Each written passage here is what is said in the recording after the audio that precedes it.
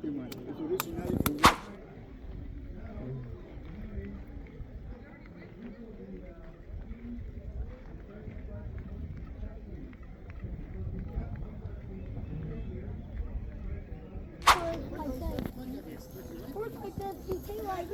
Hola, hola.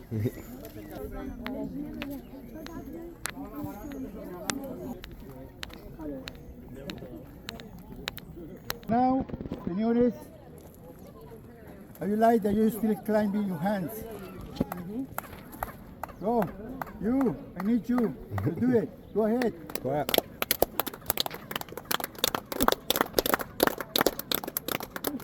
I can hear it. See? Yeah, I can That hear is the sink of this bird, the quetzal bird, which is only in Guatemala. See? We have to do it with energy, señores. That is the secret. That is the secret for that. In Guatemala. It's originally from Guatemala. But the Mayas came from there, and they have the same religion. And that's why, they represent this bird here. In what way? With the pyramid and with the echo when you clap your hands. Señores, the entrance for the inside building is located on the north side. Okay? I am very sad because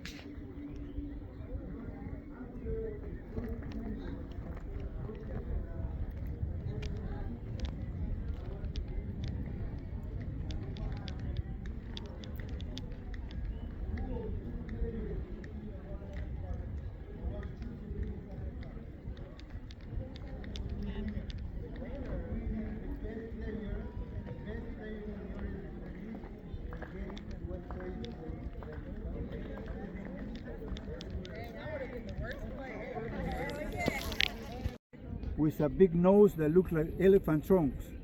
Those are the sharks that got the rain.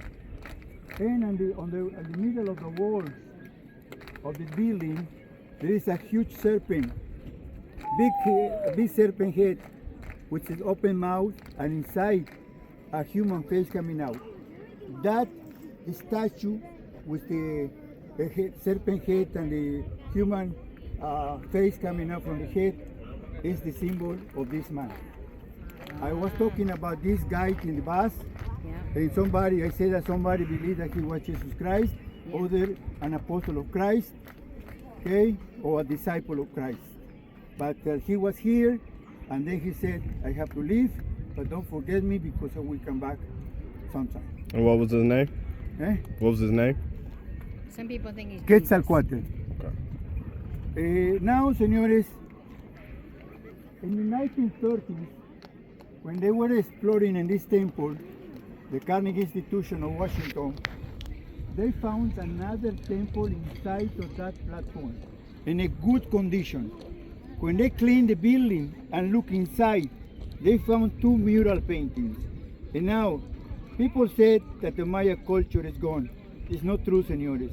The Maya leave us their culture, because the 2 walls painted inside of that pyramid, señores, are showing the living life of the Maya people. Look, this is what I was talking about the white man. I told you that I don't believe that he was a Viking, because if he was a Viking, Maya, they might know how to build galleons with sailing boat. I mean, with sails. This one, the Maya never used sails. They used paddles and they use canoes. Now, they don't live in these temples. No, they live in the outskirts. Remember, 35,000 people live outside, and they only move it here to make ceremonies or sacrifices. Now, they live in wooden houses. They were traders, they were farmers, and they were also fishermen. Now, this is Maya. This is pure Maya, señores. And now, this is another painting that is showing the arrival of the Mexicans. And look like the Mexicans were bigger people, taller people, stronger people than the Mayas. And here you see that they were warriors. Look at the spears, look at the coat on arms. And at the bottom is a procession of both of them. It's a mixture. They already mixed here. And look what they introduced into the Mayas. A sacrifice, señores. This is a person over on a stone with the open chest, and then the priest taking the heart out to put it on the top of that statue right there. Now, in the 1875, the French archaeologists dynamite hundreds of buildings. One of them is that one. That building, señores, is called the Temple of the Planet Venus. It's a square that you can see there. They were closed. They were holding on a stone roof, resting on wooden timbers. By the time when the wooden timbers of that building decayed, all of the roof collapsed and disappeared. And you know what they said? That pyramid, that temple was the first army, base, like a military temple, and it was used by the soldiers, by the Mayas and Toltec soldiers, and it's called the 1,000 columns of the Temple of the Warriors. It's correct, señores, that temple, the name of that temple is right because the Toltecs or the warriors arrived here in Chichén Itzá and are all Mayas. I also mentioned to you this, that Mayas built different of the Toltecs. And when the Toltecs arrived here and they conquered.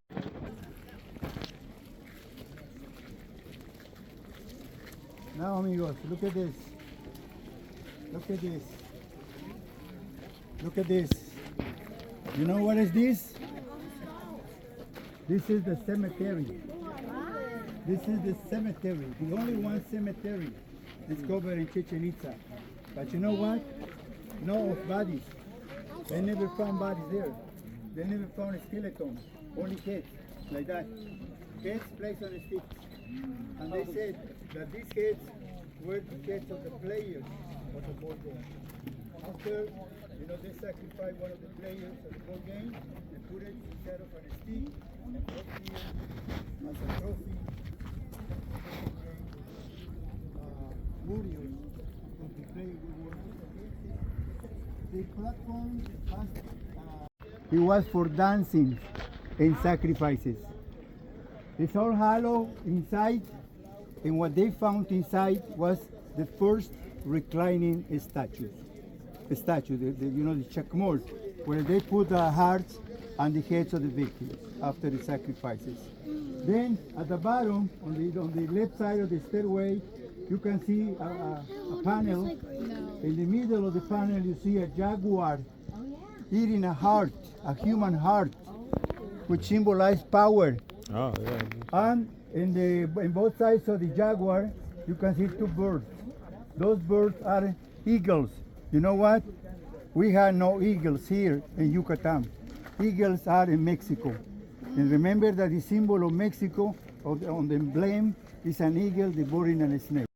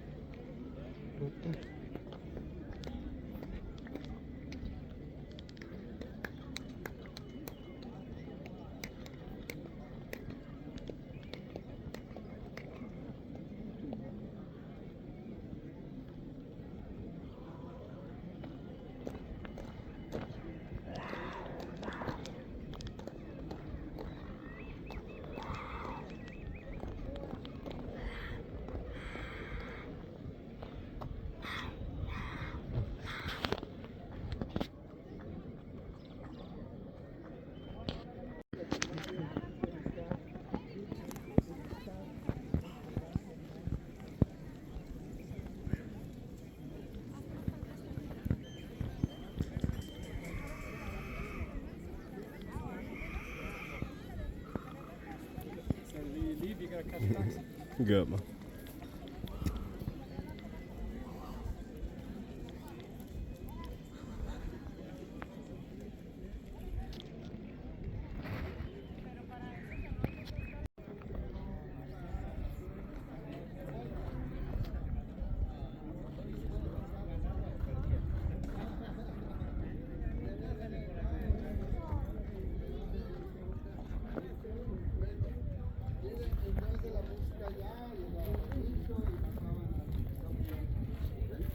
Y aquí arriba, en la parte de atrás, se sentaba el arco. Le llamo arco,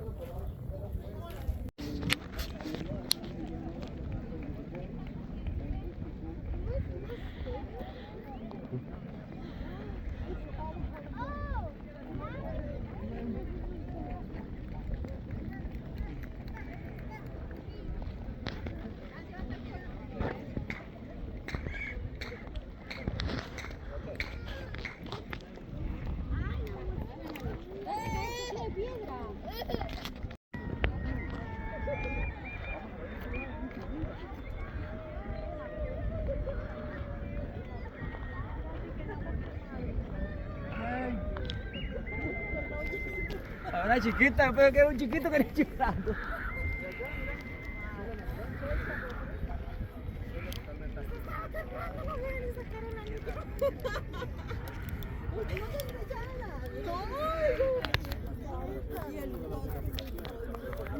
All right, this is an excavation, and it was made by the UNAM, which means University of Mexico.